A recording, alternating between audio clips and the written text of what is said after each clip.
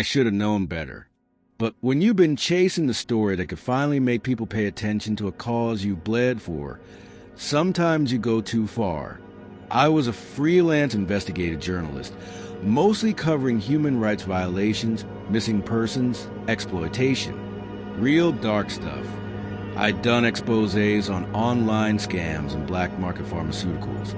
But the story that always haunted me was human trafficking. So when I got a message from a whistleblower claiming he'd found access to a real trafficking marketplace on the dark web, I didn't hesitate. I should have. He sent me the URL, a string of letters that meant nothing until I dropped it into Tor. The site had no name, no branding, just a black background and white text. Discretion is currency. Browse quietly. There were categories, all marked in code. But once you knew the patterns, it wasn't hard to understand. Ages, nationalities, photos. Some were blurred out, some weren't. All were people. I didn't click anything at first. Just watched, observed, took screenshots, and then I made a burner profile. Username, Client A23. Interest, Eastern EU/no minor/quick sale. God, just typing that made me sick. But I had to blend in. Within hours, I got a private message. User, Handler33. It read, new stock coming tomorrow. You'll like the selection. Attached was a zip folder. I didn't open it right away. That night, I kept every light on in my apartment. I felt watched, not paranoid, observed. But that's what the dark web does to you, right? Makes you feel dirty just for peeking behind the curtain. I opened the zip folder the next morning. Inside were a series of images. 4 girls, 1 boy, young adults. Each photo had a number instead of a name. But something was off. The background in one of the pictures looked familiar. The scratched green paint, the rusted metal hinge. It was my building's basement. I slammed the laptop shut. For a second, I just sat there, breath shallow. There was no way. It had to be a coincidence. That room could be anywhere. I was just connecting dots that weren't there. I forced myself to go to a coffee shop. Try to reset. I emailed a contact at the FBI, someone I'd shared info with before, sent her the screenshots, the link, and everything I'd found. That night, I logged back into the site. It was different. The home page now displayed rotating images. Only one was in color. It was my car, parked outside my apartment. I clicked away in a panic, heart racing. I tried messaging the site admin, logging out anything to erase my footprint, but I got a reply before I could close the window. From Handler33, we don't like snitches. You're next, A23. That was all. I yanked the power cord from the wall, turned off my router, everything, and still I couldn't breathe. I checked my apartment, every room, every closet, every vent, nothing. But when I looked outside, parked across the street, was a nondescript white van I'd never seen before. No markings, no movement. I didn't sleep. The next morning, I called my contact at the bureau. She didn't answer. Instead, I got a text from her number. Don't reach out again. I tried calling from a different phone. Disconnected. Then I got a new message from a random number. You've been flagged. Consider this a warning. That night, the power of my building cut out for 11 minutes. Exactly 11. When it came back, all the frames on my wall were crooked. I hadn't touched them, but that wasn't what broke me. It was a USB. I found it on my pillow when I came home from a frantic drive to the police station. They told me they couldn't help without evidence of a crime committed against me. No note, just a black thumb drive. I plugged it into my old laptop, not connected to Wi-Fi. Inside was one file, a video. It opened with static. Then, grainy footage of my apartment. Me, sleeping. Different angles. close-ups of my face, time-stamped footage of me eating, undressing, brushing my teeth, footage from inside my shower. I threw up. When I played the final clip, I nearly passed out. It was from just 2 hours earlier. Me, leaving the apartment. And right after the door clicked shut, a man stepped into frame. Tall, hooded, wearing gloves. He looked directly at the camera before placing the USB on my pillow and walking out. I called the cops again. This time I screamed. They came. They searched. They found no signs of forced entry and no footage on the hallway cameras because, according to building security, those cameras had never existed. That was 6 months ago. I've since changed apartments, changed cities, got off social media, new phone, no more freelance work. But sometimes, late at night, I get a feeling I can't shake. I check the windows twice, sometimes 3 times. I tape over every camera. I even got a dog.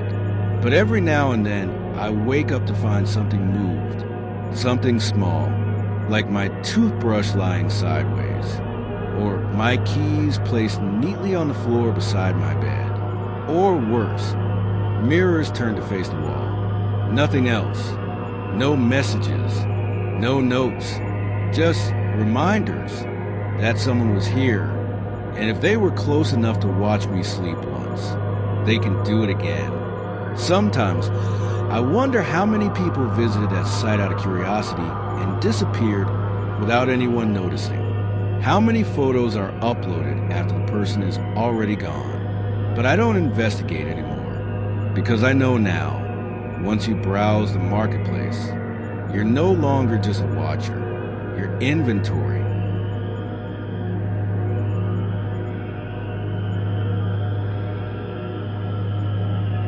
I bought the box as a joke. A $150 mystery box from a darknet marketplace. The kind people unbox on YouTube for views. Full of garbage and sometimes creepy old dolls or coded letters. I figured I'd use it for content, or at worst, get a laugh out of it with some friends. I used crypto, rerouted my IP through 3 countries. The whole process felt like some edgy scavenger hunt. No one talks about how easy it is to find these marketplaces once you know what you're doing. The seller's name was Ghostkey_666. The listing simply read, "Do not open if you're not ready. One-time delivery. No refunds. No tracking. No contact." Underneath was a tag, not a game. It took 10 days to arrive. I almost forgot about it by then. It came on a Thursday morning. A plain brown box, no branding, no shipping label. Just a white sticker on the front that said, "Order number 666. Confirm receipt immediately." Weird, there wasn't a return address. But the bottom of the box had another sticker. "Return scheduled, Friday, 3 a.m. Typed, clean, like someone wanted to make sure it didn't look ominous, which made it worse somehow. I live alone in a 1-bedroom apartment in Northern Virginia. Quiet building, concrete walls, no neighbors I talk to. I work remote. I'm home a lot. So I took the box to the kitchen, set up my phone, and recorded myself opening it. At first, it was just junk. A broken watch with no hands. A used toothbrush wrapped in plastic wrap. A VHS tape labeled Play Me in black Sharpie. I don't even own a VHS player. A photo. That's when everything stopped feeling like a joke. The photo was of me, asleep, lying in my bed, mouth slightly open, wearing the same shirt I'd worn a few nights ago. The angle was from the foot of the bed, like someone standing there, watching me. I turned off the camera.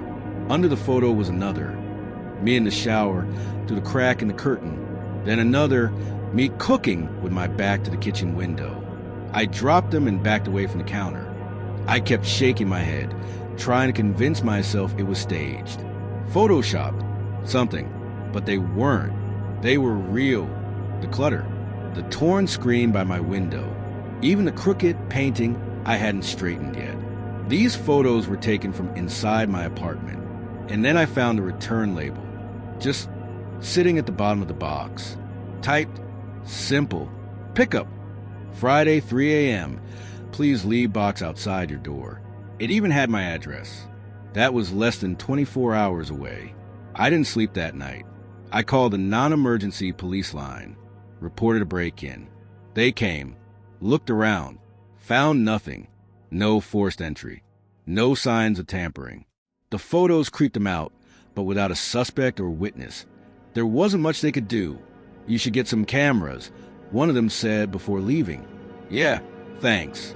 I didn't leave the box outside. I left it in the trunk of my car and parked it at a gas station 2 blocks away. Then I stayed up with every light on, a baseball bat by the door, and my phone camera aimed at the hallway. Nothing happened. No knock, no sound, just stillness. At 3:12 a.m., I checked the footage. It glitched for a second, just a flicker, like the signal cut out briefly. Barely noticeable, maybe a second or two, but enough to unsettle me. I checked the door. Nothing there. Peered through the peephole. Silent hallway. So I tried to forget about it.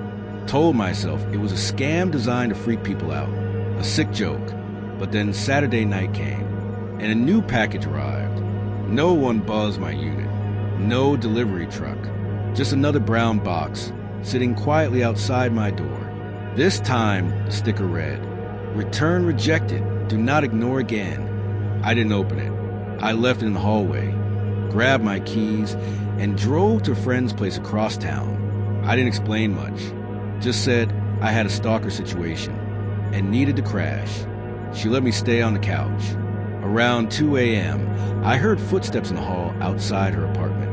I froze, listened, then a knock, soft, measured, not at her door, 2 doors down, then silence, no footsteps retreating, just a long pause and then nothing. I left the next morning, went back home. The box was gone. The new one was waiting inside my apartment, sitting in the center of my living room. No note, just one item inside, a flash drive. I hesitated, then plugged it into an old Chromebook with no internet access. There was only one video file. It was a recording of me sleeping. Again, same angle, same bed, but this time there was movement. At exactly 3:01 a.m., a figure stepped into frame, not fully visible, just the shape of a man, tall, hunched, shoulders too narrow. He stood there for almost 5 minutes, just watched me sleep. Then he reached out and gently touched my shoulder. I shifted slightly, unaware. He walked out of frame. The video ended. I couldn't breathe. I shut the laptop, stuffed the flash drive back in the box, and burned it in a metal trash can behind my building. Then I moved. New city, new apartment, new locks, cameras, alarms, everything. I don't use the darknet anymore. Don't buy things online unless I know the store personally. But sometimes I wake up in the middle of the night with this overwhelming certainty that someone is watching. Not paranoia, certainty. And a few weeks ago, I found something under my pillow. A single photograph. It was me, sleeping, taken from the foot of my bed.